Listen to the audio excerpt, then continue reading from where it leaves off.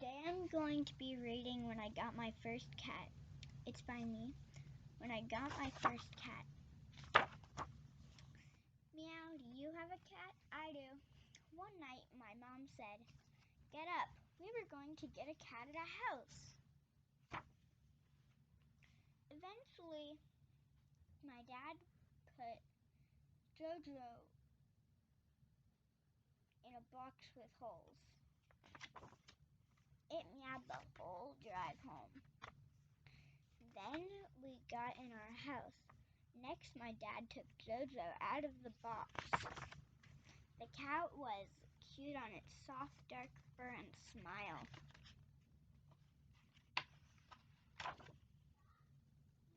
And it still is so cute.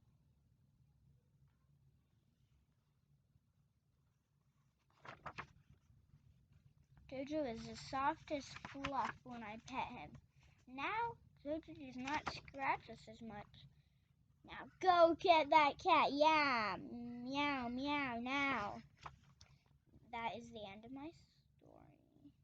I do have a couple pages left. I did write this story. Thank you for listening. Bye. And if you're reviewing this, you will be able to subscribe because you are watching this in a YouTube video window.